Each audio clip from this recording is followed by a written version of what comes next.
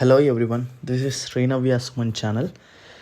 Sankranti holidays అని హైదరాబాద్ నుండి మా అక్క వాళ్ళు వాళ్ళ పిల్లలు అందరు వచ్చారండి. ఇంట్లోనే బోర్ కొడుతుంది మామయ్య, అట్లా బయటకు వెళ్దామని చెప్పేసి అంటే నేనైతే మా సిమెంట్ బ్రిక్స్ కంపెనీకి వెళ్ళి అక్కడ కుండ చికెన్ చేద్దామని ప్లాన్ చేశాము. ఇదే అండి మా కంపెనీకి వెళ్ళే రూట్. యాక్చువల్గా ఇదంతా ఫారెస్ట్ రూట్ అన్నమాట. ఈ ఫారెస్ట్ని దాటి వెళ్ళాలన్నమాట కంపెనీకి వెళ్ళాలంటే. అప్పుడప్పుడు మాకైతే ఈ ఫారెస్ట్ రూట్లో వెళ్ళినప్పుడు వైల్డ్ యానిమల్స్ కూడా కనిపిస్తుంటాయి అన్నమాట నైట్ టైంలో అయితే.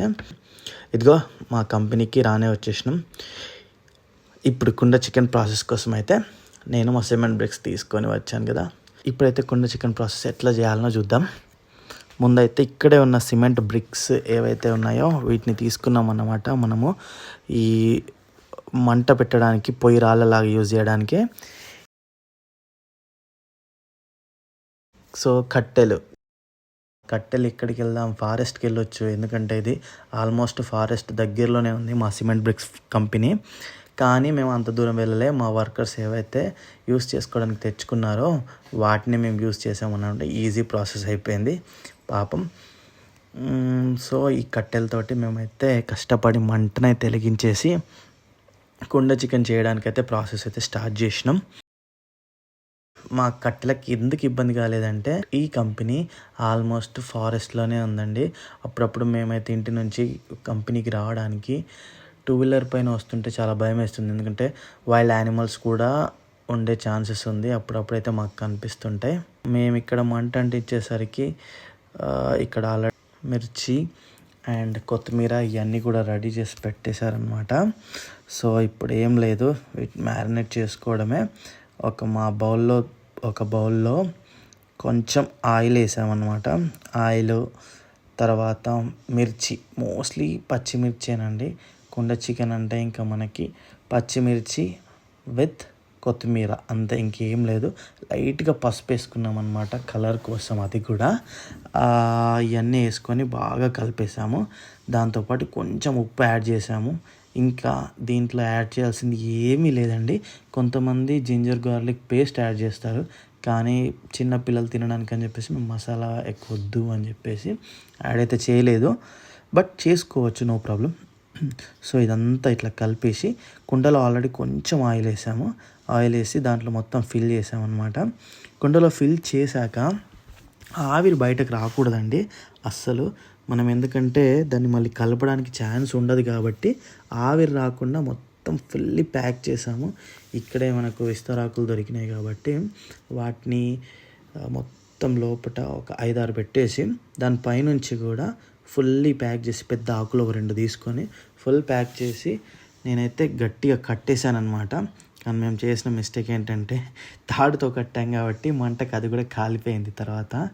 కానీ ఏదైనా బెండింగ్ వైర్ కానీ ఏదైనా ఐరన్ అది అలాంటివి ఏమైనా ఉంటే వాటితో కడితే ఇంకా చాలా స్ట్రాంగ్గా ఉండిపోద్ది. అస్సలు ఆవిరి కూడా బయటకు రాకుండా మంచిగా బాయిల్డ్ అయిపోయి మంచి కుక్ అయిపోద్ది అనమాట.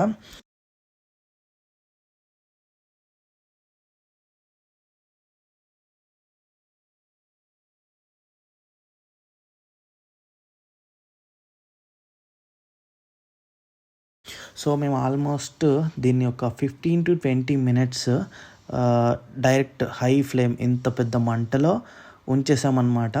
అప్పుడే మాకు మెల్లమెల్లగా స్మెల్ రావడం కూడా స్టార్ట్ అయిపోయింది. ఈ గారెలు అయితే తినుకుంటూ ఎంజాయ్ చేస్తున్నారు అనమాట. అండ్ మా వర్కర్స్ని కూడా పిలిచి వాళ్ళందరికి కూడా ఇవ్వడం జరిగింది. కాకపోతే వాళ్ళు వీడియోకి సపోర్ట్ చేయలేదు, అందుకే యాడ్ చేయలేదు. మా పిల్లలు అయితే గారెలు ఏం తినలేరు, అందుకని చెప్పేసి వాళ్ళు ఇట్లా ఎంజాయ్ చేస్తున్నారు. ఓకే, యాక్చువల్లీ నేను అది తాడు థ్రెడ్ది కాబట్టి అది కాలిపోయి ఆవిరి బయటకు వచ్చేస్తుందని చెప్పేసి దానిపైన కొన్ని వాటర్ పోసి దానిపైన పెట్టాను అనమాట. ఇదైతే అవసరం లేదు, మనం గట్టిగా అప్పుడే ప్యాక్ చేసేసుకొని మనం బైండింగ్ వైర్ కానీ మనం కట్టేసుకుంటే ఈ గంజు పెట్టుకొని అంత మనకు అవసరం అయితే లేదు. బౌల్లో వాటర్ ఇదంతా. సో ఇది ప్రాసెస్. ఈ కుండ చికెన్ అనగానే మా వాడికి తెల్లగల్ల అనేది గుర్తుకొచ్చింది. అందుకని చెప్పేసి వెంటనే తెప్పించేసామన్నమాట. గ్యాప్లో మా వాడు తెల్లగల్ల తీసుకొని వచ్చిండు. పాపం ఈ కోడి అటు ఇటు తిరుగుతుంది, కానీ దీన్ని కూడా ఎప్పుడో ఒకసారి వేసేలాగా ఉన్నారు మా వాళ్ళు. ఓకే, కుండ చికెన్ ప్రాసెస్ ఆల్మోస్ట్ అయిపోయిందని మాకైతే అనిపించింది. ఎందుకంటే మళ్ళీ మాడిపోతే కింద అతుక్కుంటుంది కాబట్టి. సో మాడిపోకముందే తీసేద్దామని చెప్పేసి తీసైతే మేము ఈ ఆకులు ఏవైతే ఉన్నాయో విస్తరాకులు వీటన్నింటిని కూడా తీసి పక్కన పెట్టామన్నమాట.